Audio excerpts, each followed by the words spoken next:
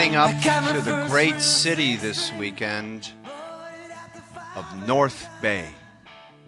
The Bay for soccer. My middle daughter Charlie's got some soccer games up there. Anybody knows a place to get a coffee at 4:30, 5 a.m.?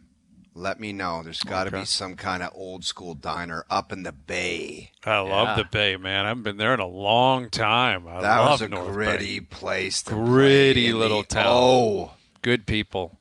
Good people up there. Great people in the Bay. Yeah. Northern Ontario, man. Different kind of hospitality up there. What is it, Lake Nipissing up there? Is it? I'm not familiar with the lakes. I think it's Lake Nipissing up there. I'm not sure about that. Could be wrong, but I think it is. Okay. That might go down as a dumb comment. I don't think it's in North Bay. Yeah, that I'm not certain of. But all right, a lot of lakes up there. Right? Doogie, let us know. Let us know, Doogie. A lot of lakes. Lake country. Deep. I always love the Great Lakes. Deep. Always deep. Love the Great Dude, Lakes. that guy's been saying some crazy things. Dude, it's wild. Like Trump and Biden, the two of them, I don't know if they're going to get to the finish line. Like, I feel like both of them, the way things are operating. Daily, there's another clip where it's like, what is that guy up to? Lies. Oh, he lies. No, it's not lies. It's not. And that's not a partisan comment one way or the other. They are both guilty of it. Every day I have a clip sent to me. It's like, you got to see what this guy's up to. Yeah, it's crazy. See Joe today. He was wandering off, and the Italian prime minister had to bring him back. Yeah, see that one? Well, he went in for the double handshake too with Chuck Schumer. Like 3 seconds after the shake, he went back up and was like, "Dude, we gotta get this figured out here." Yeah. Only the leader of the free world, and the president until there's another election which is forthcoming. Anyway, that's not our concern because we got Game 3 of the Cup Final tonight. And Leon Draisaitl spoke, and I was a bit surprised by he's not defensive in terms of his reputation, but why he felt the urge to defend himself in terms of the way he plays, the style of play, how comfortable he is when it gets a little bit crazy. Here's what Leon had to say about, I guess, some of the critiques about his hit on Barkov in the third period the other night. I think we all know that I'm not a player that, plays with an intent to injure anybody by any means. I have no track record of that. I'm not a player that enjoys that part of the game, injuring other players or anything like that. I caught him in an unfortunate spot. I'll leave it at that. Can't stress it enough. I'm not someone that wants to or plays the game of hockey wanting to injure anybody. If they ever want to take this stuff serious, the track record shouldn't be a factor. Like, you want to take a headshot, and that's what they all focus on, the headshots. They want to get it out of the game. Track record should mean nothing. Dangerous hit, a guy goes out of the game. Like, that's what you're dealing with. I agree with you, but he didn't get suspended, and Barkov's fine. Like I could understand that quote right after the game the other night. But what if he's not playing tonight? Well, would you have said he should have been suspended? No, I don't think he should have been suspended. I think he knew what he was doing. I think it was greasy.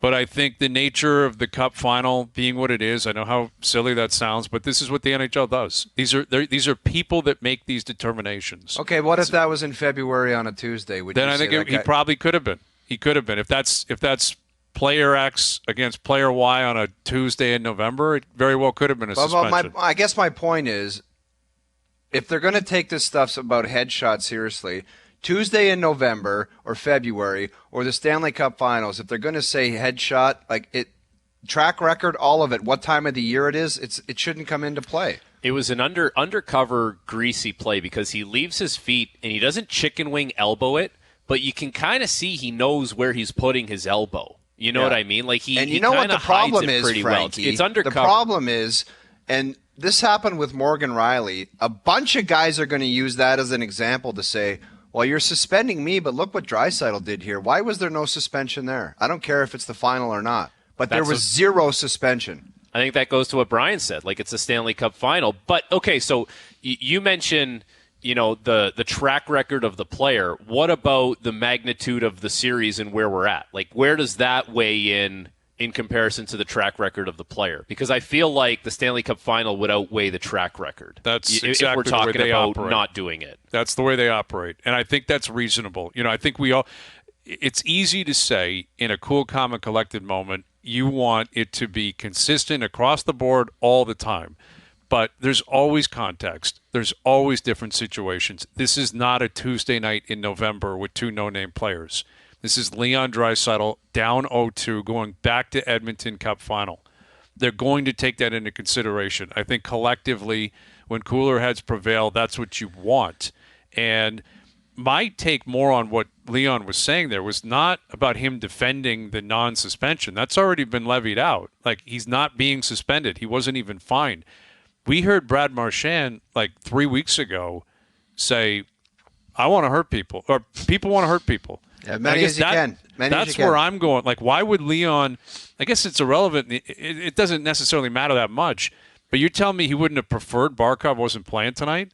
I'm not buying that. I'm not buying that for a second. Why would he not want to knock out Sasha Barkov? You don't think Sam Bennett wants to knock him out tonight? It's hard to know. I'm not going to say it on the record. I think it's hard to know exactly what he's thinking, but I could imagine you're in that situation and you're like, I'm going to make sure I get all of this guy. Whether that means you injure him or not, or he's not playing, I don't think you're thinking about down the road. I think in the moment you're thinking, I want to get as good of a lick as possible on this guy, and if that means I go with my elbow, if that means I jump into him in that moment, that's all you're thinking. You're not really thinking about the what happens afterwards. Right. I guess I was just expecting Leon to say, Cup Final, it's rough and tough out there. They're getting licks on me. I'm getting licks on them. So be it. And, it almost sounded like he was trying to defend himself from a suspension. Meanwhile, the news is already out. Like, they've already determined he won't be suspended. Yeah. So, I don't think there's going to be any carryover tonight. There's no. Hey, and there's I'm no fine time with for no that. suspension, Bri. But I'm just saying, if they're ever in the future going to be serious about headshots and this and that, exhibition, February, November, Stanley Cup Final, you take a headshot at a guy, you're getting suspended. If they that's what they have to do if they want it out of the game and they want to take it seriously. I really don't care what happens. Well, I mean, that's just my view on it. Yeah, I hear you. I guess I don't see it as like if you want to take it seriously. Like, I think they take it seriously. I think you also just have to realize it's a fast game, physical game. You can't run out of bounds. And even the other night, like, Barkov was in a precarious position, but he had the puck and he had his head down. So there is nuance that goes into, like, even reviewing every single hit. Did the guy have his head down? Was he prepared for it? Did he turn his back at the last second? It's more complex. But Draisaitl could have just gave him a normal hit. He could have punched him. But he didn't. That was not a normal hit. I don't disagree with you. I agree with you. And listen, you're right that would change the game ultimately if Leon Draisaitl and players of his status got suspended in Cup Finals for That's headshots. Exactly what I'm trying to tell you. It would do that for sure, but it would not completely eradicate headshots. They would still happen. Okay, right? then you're chewing on whatever the consequences are. I hear you. I feel that guys take advantage of it because they know the circumstances, and Draisaitl might be like, I'm going to get a lick in here because you know what? Probably nothing's going to happen. I can go in front of a mic and say, I never do that to people. Right. And that's it. And he did it. That's the whole thing. Exactly. Like, he knew what he was doing, and he knew who he was doing it against. And again, he's not going to say it on the record necessarily, but if Barkov wasn't playing tonight, that would be very beneficial to the Oilers. And yet he is playing tonight. Here's Jason Strudwick joining us here on the Maple Toyota Hotline. Struddy, what did you make of Leon's definition of himself as a player and his response to how a lot of people were responding to his hit on Barkov the other night? Boy, sorry I didn't answer in the first call. I was doing my last set of arm curls, and I need to be detailed and timely on when I do those. So Understandable. Understandable. Sorry, boys. Trying to keep the pythons mighty. Then as far as Leon, you know what? I thought he left his feet a little bit. I wonder if there'd be some supplemental discipline to that moment, and especially to who it was targeted against, right? That wasn't against a third or fourth liner. That was Barkov, their best player. And Terry spoke a little bit about it. And I don't think Leon's a dirty player, but I think he's a competitive player. And when you're a competitive player, sometimes those juices get flowing, and you take one of those runs at a guy that maybe you don't necessarily really want to, but hey, man, I'm trying to win this series. Yeah, no, exactly. And that's the thing. And if he got him, like Brad Marchand said in the last round, or a couple of rounds ago, Sam Bennett knocked him out, and players playing the Stanley Cup playoffs, and especially in the finals, trying to do that. Like, they're cool with injuring the other guy. It's not that they go out there thinking this is my plan. It's not even necessarily that they want to, but it is something that will benefit your team if the best player on the opponent is not there because you knocked him out. Like, it's a tough sport, and that would be hugely beneficial to the Oilers tonight if Barkov wasn't playing. Well, just think about what happened to the lineup. So I'm guessing I'd probably put Lundell up into that spot in the top line, and you keep the Bennett line together, or Bennett goes up, whatever. But so that line gets, Lundell isn't Barkov, and now all of a sudden that third line looks a lot different, and your fourth line looks a lot different. So you don't just change one line, guys. You're changing three lines, actually get weaker. And that's an advantage for the Oilers or any team you're playing against, for sure. Struddy, I want you to open up the oven, put in a tray of Strud muffins, and come out with a PowerPoint presentation of what the Oilers need. Just three things. Get back in this series. Keep it tight. Keep it sharp. Three things. What's the most important things on the Strud muffin checklist? Well, just like the outfit you're wearing today, this will be tight. So the biggest thing they need to do is penetrate the middle of the ice in Florida's zone, and they haven't done that. They did it in Game 1. They did not do it in Game 2. And so, how many times do you see the Oilers kind of working around the outside of the zone? And it feels good. Feels like you're getting something done. But as a defender, I'm very comfortable with that because you're outside. You're on the outside. You're outside the dots. You're not at risk. So not only do they have to get pucks to the net, they have to get bodies to the net to make Bobrovsky, and more importantly, maybe, those defenders uncomfortable. So there's talk about Perry coming back in. That's where he lives. Hyman's been there before. But, I'm not sure who's going to be in or out, but Fogle, McLeod, I'm guessing Kane's on in, Draisaitl, if it's Derek Ryan or Connor Brown, Holloway, those guys have to penetrate the middle of the ice because it feels good. It feels like you're doing something when you're on the outside of the offensive zone, but in reality, you're not getting the puck to net and you're not getting scoring chances, which is the most important thing. All right, Struddy. I like it. You'll accept that, Frankie? You're cool with that 3-pack? I can accept that. I saw Struddy was making a scarf, a rally scarf. He was knitting something today, so maybe that goes with the Strud muffins that he just baked up there. But I did want to get your take on how can Connor McDavid, how can Knobloch get McDavid away from the matchup on home ice? Like, is it Barkov? Is it Forsling? Like, is he going to run from the matchup now that he has last change? So let's just pretend we're all Connor McDavid. Do you feel like you need to run from a matchup?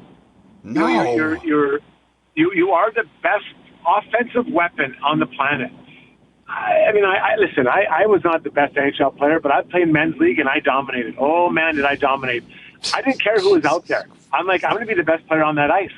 So I think for Connor McDavid, I think what you say to him, Connor, we'll look for opportunities to get you away, but you are the best player on the ice, and you should be able to create against Barkov. Barkov's an amazing player, don't get me wrong. Then the second point of that is Leon Draisaitl. I think specifically in Game 2, he wasn't moving his feet as much, and he talked about how he has to be better. And I agree, he's got to be better.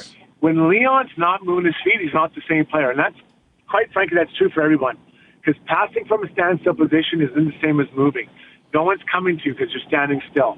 So I think Connor, I thought he's had a pretty good series, but I'm like, I want to appeal to Connor's pride. Not that he's played poorly, but buddy, we are going to match up against this guy and you're going to own him.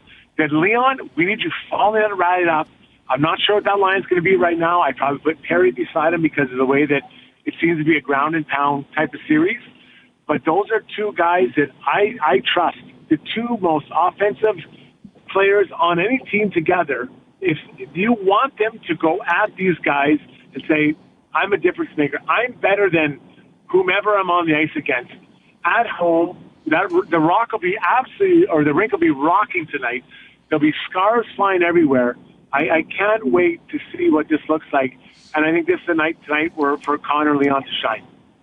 Strud, I just want to back it up a bit. When you said you dominated men's league after playing in the NHL, do you think the opposition had a matchup for you? Like, would someone say, Strudwick's out there, you've got to get out there? They did. It was usually speed. My feet weren't that fast, but I have a long stick. And men's league fast isn't the same as, Mike Gardner fast. So I was shutting guys down left, right. But honestly, I didn't like the game. I liked the post game. I had my 2 pills, tell a couple funny chirps, then walk out like George Costanza, leaving them wanting more. Yeah, I like that. I could see that, Struddy. I appreciate that with Jason Strudwick. Paul Maurice, he's been doing shtick throughout the playoffs. Paul can't wait to get up onto the mic, and the whole media, man, he gets laughs out there in Florida and in Edmonton. But he's a great coach. He's been around for a long time. He's been in the Cup Final with Carolina, obviously last year with Florida. How big of a role do you think he has played in the Panthers' success, and how big of a role do you think he'll play in terms of a tone setter for the game tonight? Well, it's such different. You have Maurice, who seems to be in the NHL since the beginning, since game 1 of the NHL starting. Mm-hmm. I think you got Knobloch, who's been here since, October, November. So, it's 2 completely different situations. And an experienced coach against an inexperienced NHL and finals coach. I think Maurice has done a really good job. But this team is through it, right? They've been through a Stanley Cup Final. They know what it feels like. And I love the way that Florida defends in their own zone. Their sticks, they're baiting the Oilers to pass the puck here. You're kind of looking one way, your stick's out of the passing lane, knowing that the guy's going to try to zip it through. Bang, your stick's back. Boom. All of a sudden, you knock that stick off the guys, or you deflect that puck. So that's all part of what Maurice has done. But he's got them to the point where they are ready, they are prepared to do what they need to do, and they're committed to it. Through the lineup, everybody there, like Oliver Ekman-Larsson's hitting guys. Oliver Ekman-Larsson, I never thought I'd see the day. So he's done a good job. On the other side, Knobloch's figuring out as he goes. And he's done a really good job. In the past 2 series, it's taken him about game 3 or game 4 where he's figured out the lineup. I can't wait to see the lineup he produces tonight. It's a little bit going to be affected by the health of his team, but I really can't wait to see what he does because it's taken game 3 or game 4 in the last 2 series for him to figure it out. Of all the injury news that came out, Aaron Ekblad and Connor McDavid, when he lands on that ankle, and we get to see that in slow motion, and Ekblad leaves the game, and he comes back and he finishes, maybe I'll just open this up to the floor. Did you guys not think that Ekblad was in deep trouble when you saw that reaction to that right ankle? Oh, yeah. I thought he was done. He had ankle problems last year. So he had some kind of issues with his legs or foot or something last year. I'm like, that guy's done. That's something we're not talking about. Like when it comes down to tonight and trying to shut down McDavid, it's Forsling and Ekblad. What if Ekblad can't move out there? Like what if he's moving like Struddy back in the day? How's he going to defend McDavid? NHL? Beer league or NHL? 2 different topics. Different. Very different. How different? Doesn't have the hands to separate the game. No, you're right, though. It's a good point. And he, Ekblad, we saw in game 1, Connor McDavid skated around him I thought he had him, and he skated around him. I truly feel tonight the Oilers are going to use their speed. If Kane is out, that's a lot of gamesmanship, right? That's a guy who is doing everything he can to try to make it ugly for Florida, but if he's out, it's a big deal. Darnell Nurse, we saw him play a handful of shifts after the first period, and that's also gamesmanship, right? Those are 2 of their leaders in that. So what are you left with? You're left with your speed. I'm looking at, and again, I'm guessing these guys, and I don't know for sure, McDavid, McLeod, Fogle, Connor Brown, Draisaitl, Holloway. They've got to use your speed and make life uncomfortable for the D. Ekblad's a good D-man, but he's not a burner like Heiskanen or some other skaters that the Oilers have played against. So that's what I'm looking for. Beat them with what works for you. You can't out-muscle these guys, especially with Kane and maybe Nurse at 50%, but you can outspeed them, and that's what I think they have to do. And what they're looking to do tonight, 12 to 15 shots in the first period, the Oilers win the game. Struddy, local hero Jamie Noodles McLennan will be in the building tonight. Would you expect how many him? China Whites last night? That's a good question, too. Not just last night. What about tonight? You see Jumbotron appearance for Noodles, standing O. How do people in Edmonton respond to his homecoming? Well, they loved him when they played for the Flames. They knew it was a guaranteed win night. So I don't know if that'll be, that'll reflect in the applause he gets tonight when they put him up on the Jumbotron. Did he get pumped in Edmonton, Struddy? Did he used to play there and get pumped? Well, he does. I'll say this once, but don't tell him I said lazy glove hand. Lazy glove hand. Heavy glove hand. In the summer hockey, I'd light that thing up all the time. But for Noodles, why does he always wear the same black suit? Does he only have one suit? Does he think he's in Pulp Fiction? He wears some gear, that character, I'll tell you that. Yeah, he loves that black suit, man. There's no belt. Ask him about the belt. Yeah, it's a drawstring. It's a drawstring, and he is so passionate about that. It's his favorite. So horny about piece of that clothing. Drawstring. He loves it. He just gets it over the muffin top and the pants stay up. Yeah, no, it's a thing of beauty. He'll be rocking black on black tonight, man. And Mess will be back too, right? You get two local legends from Edmonton, Noodles and Do you Mark guys have an Messier. Uber like gassed up in the underground parking, like VIP loaded with China Whites for after the game? Well, he's been calling me. He's so busy, right? He's Dusty. Dusty is keeping all this time. I got this thing with James. I'm like, buddy, how many hits are you doing? You don't need to do one like every hour on the hour. It's not, the situation's not changing between the morning skate and the game. So my wife and I are going to the game time, hoping we can hook up with this guy. But talk about playing the big wheel card.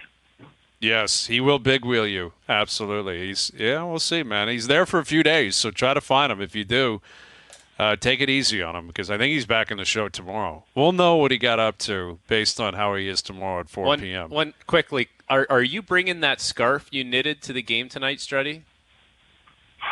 I'm not going to lie to you, Franklin. I was trying to hold off on bringing that out, and this is desperate times, right? I want this win for the city of Edmonton and their fans. And quite frankly, Canadians. It's just been so long. I'm tired of this narrative. You can't win in Canada. You can't win in Canada. So I know Leafs fans aren't cheering for Leafs. I get it. I completely get it. There's half the Leafs fans on this team. Hyman looked great in a Leafs uniform. You don't have them. So you just get it over with. Let's just get a win, and then we can just reset this whole conversation. So I did bring it out. I might just put a little corner in my pocket. I don't want to bring too much power, right? It's like the Lord of the Rings. Run one ring to rule them all. Yep. Take it easy. Don't turn into Gollum out there, pal. Just what the ease hell into the does whole that process. even mean, the Lord of the Rings? Yeah. Struddy, You never watched it? No, sorry, no. figure it out, man. What are you doing? Great trilogy. Working You're on- right. Great trilogy, Strud. One of the Great greatest. trilogy. One of the greatest movies. Great. They should have made 6. Not to get to. They should have made 6 Lord of the Rings. You're Because right. they made 3 of the other one, right? Yeah, the And, Hobbit. that was a Those mistake. they Hobbit. weren't that good. They weren't. And O-Dog, you should watch it. They're fantastic, buddy. Fantastic programs. Yep. Peter Jackson, man. Outstanding Never stuff. happened. I'll never do it. Thanks for your time, Struddy. All right, Struddy. Thanks, buddy. Good stuff tonight, man. Enjoy yourself. We're going to love it. Talk to you guys later. There's Jason Strudwick joining us here on the Maple Toyota Hotline. Check out Maple Toyota's huge truck and SUV lineup, including Tundra, 4Runner, Highlander, and Grand Highlander in stock and ready to deliver. Visit mapletoyota.com. Yeah, that's a narrative we've all been on. The Canadian team, regardless of which one it is, just ending the narrative and the reality, I guess, for 30 years that they just can't win a cup. I know. Because if they get swept, it's going to just come back and be, Canada team, you guys all suck. Nobody Yeah. wants to play in Canada. They get swept. They're never Right. going to win. And here's what's on the horizon, like the Four Nations Cup next year, the Olympics the year after. Like if the Americans, they'll probably be favored in one of those, if not both. And if not favored, probably a pick'em with Canada. Like it's probably Canada, USA pick'em. And you could have a scenario here where the streak of cupless teams up here is running on 31, 32 years, and best on best returns at the Olympic Games, and the Americans are going to win a gold medal. Like that could be staring us in the face relatively soon. And I know that's skeptical and negative, but it could be our reality. That's a bigger conversation. That's a conversation on what are you doing at the minor hockey level? What are you doing at the junior hockey level? How are you developing players? Are you developing goaltenders? Like that's not an in-the-moment thing. That's you got to go back. What have we been doing the last 15 years? What have the Americans been doing the last 15 years? The summit will come out, man. Right? It'll be me. We usually have a Canadian goaltending summit after the World Juniors if the goaltending's not good. the full hockey summit will come out if what you just mentioned, Brian, comes to fruition. Yeah, you're right though, Frank. Full It is like NHL teams are made up of Canadians, Americans, Swedes, Russians. It's a totally different beast. The national team and the national program and building towards it is more about grassroots and talent and the amount of people we have up here compared to the Americans. Like the numbers alone, there's just way more Americans playing now than they ever did, and they've got resources, they've got talent, and they're going to be a really good team. They've also made a point of doing things different down there. Like they, whatever, not to get too in-depth on it, like they shrunk everything to half rinks, for younger players. They have a different, national team development program. They play college hockey. We play OHL for the most part. Like it's just two very different ways of doing things. And they said, we're going to go our path and we're not going to copycat you guys. And now you're right. It probably, like when we do Free Agent Frenzy, and everyone gets asked the question, here's the rosters, what they're going to look like. How many analysts and people there that day are going to say, yeah, the American team is probably going to win? I think a lot of guys. Yeah, I think a lot. I think 6 out of 10, maybe 7 out of 10 will probably lean Americans. And like I just submitted my Canadian roster, and it's a great roster. It's a great roster. Canada's loaded. Like this is not about like Canada's falling behind. It's that the Americans have caught up. Like I think Canada's on the same pace outside of a net that they always have been. Like the golden era between the pipes is not around anymore, but it was with Carey Price. A decade ago, Carey Price was the man. He's the best goalie in the world, and he was Canadian. It was prior to that, it was an embarrassment of riches with Brodeur and Waugh and Belfour and Cujo. There were so many great Canadians. Roberto Luongo. It's not the case anymore, but the Americans are loaded. Like they are loaded, and they're loaded in net as well. So It's not going to be easy. All right, Dave Naylor coming up, week 2 of the CFL. We'll get into that. His take on the Aaron Rodgers missing all of mandatory mini camp and where he sees that story moving forward, among other things, including Tom Brady going into the Patriots Hall of Fame yesterday.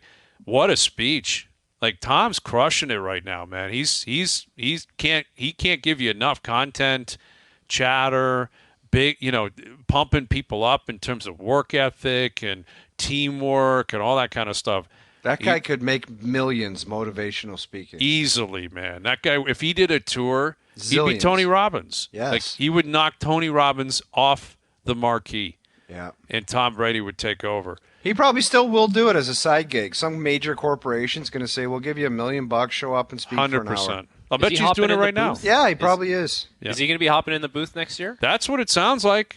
Yeah. Like I say no. I say for some reason I just think it falls apart. I don't know why. I don't know. I just don't know if it's different, man. Like talking and then doing it live in the booth like that. I don't know. I don't know if he wants to do that. As of now, it looks like it's moving in that direction. That's the story. Apparently, he called Greg Olson asking for tips, which I think is a misstep. It's just a kick in the junk. Yeah, you can't do that. That's what you gotta call someone else. Call Romo, man. Yeah, call Aikman. Call Romo. Call Aikman. Call anybody. Actually, call Aikman. Yeah, don't call call Romo. Troy Aikman. Aikman's won Super Bowls. Aikman's been around forever. Yeah, you don't want to call Romo because Romo will just talk your ear off. Dude, Romo started out like a house on fire, and he had all these like predictions that would come true. And he started afterwards saying, like, he's doing some weird stuff. There's a lot of people turning on Tony Romo. I know. Man. Yeah. Like, he doesn't, still like him, and he signed for big bank. I think he makes 20 sheets a year. Dude, he reset the bar. Like, he reset the bar. And he's connected to Nance. Like, if Nance isn't calling a ball game that week, he gets the week off. No way. Yes. Like, that's a deal. He's like, hey, I'm only working with Jim Nance, and that's it, and I'm making 20 a year, and see you later. He set himself up pretty well, Tony Romo. Yeah. I don't know, Jim. Like, he loves that, man, because he's always indecisive. I don't know, Jim. Could be a run, could be a throw. You never know. I don't know. Is that a bounce, Jim? It's like, you got to know that, Tony. We'll have to get 3 more looks at it, Jim, then we'll know. Yeah. Let's look at it. Maybe I changed my mind on that, Jim. All right. Dave Naylor coming up. Overdrive continues. TSN 1050 and on TSN 2. All right, Best Bets brought to you by FanDuel coming up. Game 3 Cup Final. U.S. Open continues down at Pinehurst number 2. And as of now, Patrick Cantlay, who neither of us picked, is in the clubhouse at 5 under. But, we forgot about him. Yeah, he hasn't had a good year, though. Like, not he hasn't on the been in radar mix at all. But your boy Rory McIlroy 3 under through 14. Rory's in the hunt, and Ludwig's 4 under. Bryson DeChambeau's 3 under, and Corey Connors 1 under. So some Canadian content there. And we got Koepka even par, Morikawa even par, Schauffele even par. Scheffler was 1 over. I think he still is. So we'll track that. Hot down there, man, but awesome. U.S. Open. There's so many players in the field, and they're going out so early. It's on all night. It's great. It's going to be a beautiful thing all weekend. Bob McIntyre 1 over, too. Bob McIntyre possibly still hung Back over. in action. Back in action. He will be jacked for Scotland, Germany tomorrow. Will he ever? Jacked for the Euros tomorrow. Brushing his teeth with whiskey. He certainly will be. Kevin Kilbin in about an hour on the Euros and Copa America. Week 2 of the CFL tonight. Here's our main man, Dave Naylor, our TSN NFL reporter and insider. CFL reporter and insider as well. What's up, Nail Gun? How we doing? Very well, gentlemen. Getting all ready for week number 2. There's supposed to be one of these storms, like touching down in Ottawa about kickoff. So it seems like when we get these, heat bursts and they get met by cold fronts, they always burst at about kickoffs. Always. Nail Gun, do you ever look at like a weekend and be like, or I do it early, and I did it late kind of with Florida this year, but I just watched them, I think, in November, and I'm like, I don't think anybody's beating them this year. And I'm not trying to pump my own tires right now, but you get an early look where you look at a team and you're like, that team, and I'm sure you did it with Toronto last year and it ultimately didn't happen, but do you look at a squad and say, you're going to have a tough time getting that team out? Yeah, I mean, I think what you're always looking for in football, because it's so much about position groups, is where's your weakness, right? Where are you going to get beat? Yeah. And that to me is kind of what I probably watched the first 3-4 weeks of the CFL season differently than I watched the rest of the year, just because there's so many new players in the league, and you just trying to understand who's who and what they can do is a big part of trying to figure that out, because this league it's a street free agent league, right? You sign a guy, and there's no, like for Americans, there's no draft, so you sign a bunch of guys, and some of them are going to work out, and some of them aren't. So a lot of that is learning that stuff. But no, I think that was funny. The Argos, people forget this about the Argos last year. They were underdogs at home, coming off winning the Grey Cup, the Hamilton. Right. Because nobody knew what Chad Kelly was going to be, right? Like he's a guy who played basically, one meaningless game and 1 quarter of really meaningful football when he won the Grey Cup. But people were not convinced of the Argos. And then this year, everybody's downgraded them because Chad's not there. And they not only won, but I did not have them in the pool to have the highest point total of the week, 35 points in that game over BC. Yeah, and they were chasing that game early, too. Yeah. And like Ryan Dinwiddie is obviously a great coach, Nail Gun, as you know. I'm not telling you anything you don't know, but I maybe that's been understated. Like, I understand Kelly, and I know it was a bad look and it was a controversy, and as a result, I think a lot of people throughout the CFL and the football world were saying, well, the Argos, they're going to take a hit here, they're going to fall off, and the easiest way to stay on the beaten path and keep your culture, quote unquote, moving in the right direction is having a stable head coach, and Dinwiddie represents that. Yeah, absolutely. I mean, you look at his success. He wasn't a coordinator before he took that job. He was quarterback coach in Calgary, so it was a bit of an aggressive move to make him the head coach. But if you look at what they've done, during his tenure, you're absolutely right. And the other part about for all the fact that Chad Kelly got all the attention last year, and rightly so, it was exciting. He was the outstanding player. That's a heck of a defense the Argos have, and particularly the defensive line. And we saw that in BC. I mean, they were crushing one-on-one matchups in the second half of that game. I mean, it's 6 sacks, and just that was a real backbone of that defense last year. And they kind of added to it, picking up a guy like Jake Ceresna, who was in Edmonton, who they traded for in the offseason. And when you trade for an import D lineman, he's usually an impact guy, and he absolutely was. The other thing is, like, nobody knows anything about Cameron Dukes, right? He hasn't played very much. And this is a guy, I was on their website today, played at Lindsey Wilson College, which is an NAIA school in Columbia, Kentucky. Yeah, and from what I can tell, being on their website, they've only been playing football about 15 years at that school. And, that is I can't think of another quarterback in the CFL who's come from the NAIA, right? Which is kind of a, side league to the NCAA. Simon Fraser used to play in that league for years and years and years. But it kind of reminds me of something Davis Sanchez taught me one time. He said, when he was playing corner in the CFL, he said, if he had to go out and cover a guy, new guy to the league, and the guy was 6'4" and could fly and played at Florida State, he told me, he said, I'm not afraid of that guy. Because if you're 6'4" and you have those measurables and you played at Florida State and you're not in the NFL, then technically you're not a very good football player. Like, there's some flaw in your game. You're not going to out-technique me. He said with the guys who would scare him, when he would go out some guy who looked like he kind of had a normal athletic build who played in a Division II school somewhere, because that guy didn't make it because of where he played or what his pedigree was coming into college or whatever. Those were the guys that kind of scared him. So sometimes the small school guys, as opposed to the Ohio State, the Michigans, Ole Misses, those kind of guys, sometimes those guys catch you by surprise, and Cameron Dukes has kind of done that. So, Dave, what was your perception of what the Argos would be like going into Week 1, and maybe how did Cameron Dukes' performance in Week 1 alter that perception of the team?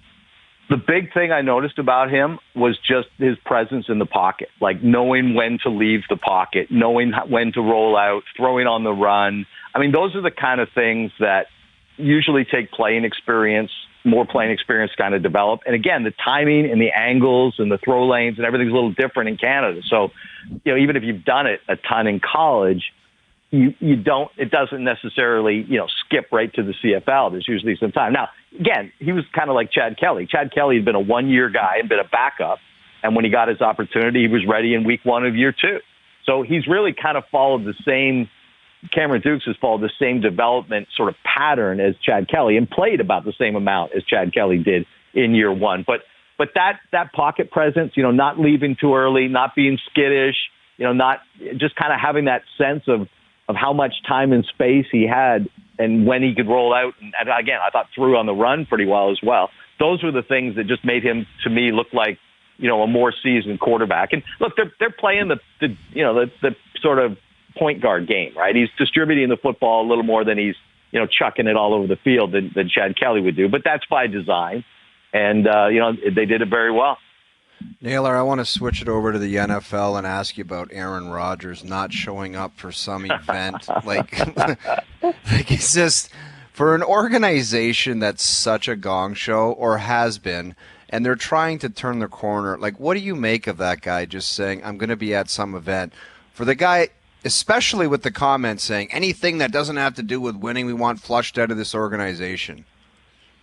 I mean, Aaron Rodgers has an interesting career, right? Because everyone knows the way it all began, being overlooked and falling to 24 and then having to sit behind Favre. And then, he became a great player, and he got all the accolades because he was such a great player. And now it's like the last 4 or 5 years. Look, I love a guy who speaks his mind, right? He's not speaking carefully, and some of the things he says make great fodder in conversation. As a journalist, I should love that. But it's like, you don't get enough attention for football, dude. Exactly. You've been an MVP. You won a Super Bowl. You're a franchise quarterback on a team that's, it's in a small market, but it's one of the biggest brands in the NFL.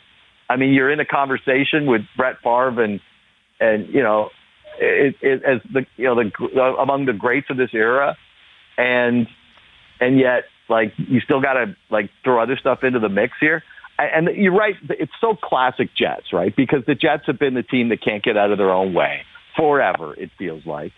And now they're going to come back with this guy distracted and, again, heaping all kinds of attention on himself from places other than football.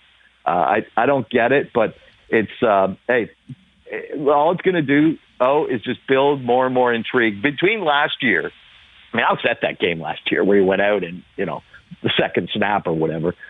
And between what happened last year and all of the offseason noise about him and running for vice president and ayahuasca and everything else in that, it just builds more intrigue. Just builds more intrigue, more attention, more curiosity about the guys. Yeah, it's a soap opera. Like that's what he is, and the Jets have added fuel to it by announcing it was unexcused, and they could have buried it. A lot of other teams would have. You can be unhappy behind the scenes. You can be blunt with him and say, well, what did you want them to say, sign. Hayes? He asked for permission and we gave it to him, so he went to the event? From a PR standpoint, that's probably the right play. I guess, yeah. What I'm saying, especially in New York, and when you're dealing with someone as polarizing as Rodgers, because now everyone's like, where is he? What's he doing? What's he up to? Because, he's into a lot of different things. He's very opinionated on many different fronts, a lot of it political. Well, think of what's going to happen, the conversation around him, if when the season starts, he sucks. And I don't just mean, that he sucks, like really terrible, but that he's not Aaron Rodgers, that he's not. And, you got to figure it out here, right? The last time this guy played meaningful football is, December, January of a year and a half ago. So then you factor in the injury. Then you factor in all these distractions and other things he's been doing. Then you factor in that he's 40. There's a lot of things that kind of are weighed on what Aaron Rodgers might be as a football player this year. And, not all of them are pointing in the right direction. So, I think there's always this kind of idea that he can just shed all that stuff. And, when he takes the first snap, he becomes Aaron Rodgers. But, he's already into territory where not many guys have been able to play at a high level at his age. I know we all got kind of seduced by Tom Brady doing it at 46. But, look at the list of guys that have done it at 40. It's not very long. Yeah, exactly. And coming off a gruesome injury like that on a team that really doesn't have a great history of winning, there's a lot of odds going against Aaron Rodgers here. And yet we're all looking forward to seeing how it plays out. So maybe that's a part of his genius and the genius of the NFL. It just keeps chugging. All right, Nailgun. Absolutely. Great stuff, buddy. Thank you for doing this. Awesome, man. Talk to you guys again. You got it. Dave Naylor, our TSN football insider and reporter. Great catching up with the nail gun. And, the Tom Brady speech making waves, him talking about a number of different things, including throwing an olive branch to Bill Belichick, saying it wasn't me, it wasn't you, it was us. Very nice of TB12, bringing everyone together. It's a classy comment, man. Classy comment. It's true, too. It is true, exactly. You can't win as much as they did and say it was me or it was just that guy. It takes a lot to go right. Yep. For that long. Yeah. I don't know if you could appreciate it in the moment. I'm not sure we did. If anything, it got boring. It's really the Patriots again. But we're 3 or 4 years removed. Once we get a decade removed and you look back on that 20-year run, we'll never see anything close to it ever again. I brought up an example about handing a guy the keys to the organization and just letting him have free reign and doing what he wants. And I don't know what that would have looked like if Tom Brady had that opportunity with Bill Belichick. If Belichick just said, that's the greatest, that's the GOAT, he does whatever he wants. If he wants to come in and tell me the boys need a day off. A lot of coaches, old school coaches, have the philosophy, screw with the players first, because if they screw with you, you're going to get fired. And Belichick probably said, I got to harness this guy and keep him under wraps, and it's my way or the highway, and that's how we're going to win. Yeah. And that's how they did. Yeah, and he's got to buy in, too. That's right. And Brady did. If it was different, maybe there wasn't as much winning. So, things might not have been fun around Bill Belichick. It might have been Army-like or however they described it. Mm-hmm. But you know what? They won a lot. The payoff is winning, and that's exactly what they have. All right, Pierre LeBrun's still to come. Kevin Kilbane coming up as well. The Euro starting tomorrow. Germany, Scotland on TSN, and Copa America right around the corner as well. A week today, Canada versus Argentina. So we'll look ahead to a number of different events forthcoming on TSN in terms of the footy world with Kevin. Overdrive continues. Footy world, man. I'm bringing it. I'm bringing all the lingo today. TSN 1050 and on TSN 2. All right, we're tracking the U.S. Open here, and as of now, Patrick Cantlay in the clubhouse at 5 under. And Scheffler's still out there. Rory's still out there. Rory's 3 under through 15. Your boy Bryson you picked is 4 under? Yes. You know he loves this place. He won the U.S. Open at Winged Foot as well, and right? You can tell his philosophy is, I'm going to start mashing it, and I'm going to have a wedge in my hand when these other guys are going to have 7-irons. Yeah. And it's a pretty good idea when I'll you think figure about it out. Bomb and Screw gouge. bomb and gouge. I'll screw the fescue. I'm going to bomb it out there, and I got a wedge. That's right. That's right. And coverage of the U.S. Open on Overdrive brought to you by Subaru Canada. Do it all this summer in a Subaru with the fully loaded summer event. Visit your local Subaru dealer to book a test drive today. 5 years ago today, Raptors won the championship. 5 years ago. Yeah. Wow. They won the NBA title, and that's how quickly it goes. And, I mean, the first thing that pops out to me is, they won in 6, and they're only through 3 games in the current NBA Finals, so I guess it got started a little bit earlier. But 5 years ago, man, people parading through Toronto, and a lot of things have changed ever since then. I mean, Masai's still here. That's about it. How far does that feel like for that organization, man, considering Really where they far. are now? Oh, And Really the far, pandemic, Frank. too, such right? a pipe dream. Do you know why, But Frank? Because I think we we did a enjoyed it. 7-hour show. Yeah, we We did. didn't know, like, with this parade, it was supposed to be like I don't know what the deal was. We were supposed to be like an hour early or something, and then just go Right. into. We did a 7-hour overdrive. Yeah, we were No, on you all didn't. day. Dude, Oh, yeah, I we started swear to on God. Maybe location? noon. Dude, we might have started at noon. No, and we started at 10 a.m., I believe. And we Oh. were supposed to do like 10 a.m. through the conclusion of the parade, which was supposed to end by like 2 o'clock or something like that. And then we'd take a couple-hour break and come back up at 4. They didn't get there until like 4:15 or 4:30. So we were on from like 10 a.m. until 4:30, then through the parade, and then we closed it. And we're like, all right, I guess we're out of here. We closed the show early that day. That took 2 years off your lives. It all took a of you. long time. Yeah, Easily. long time. That was 5 years ago. But a lot of things have changed. But 5 years ago, it was a pretty incredible ride. Raptor fans will certainly never forget it. Final hour coming up. Overdrive continues, TSN 1050 and on the TSN app.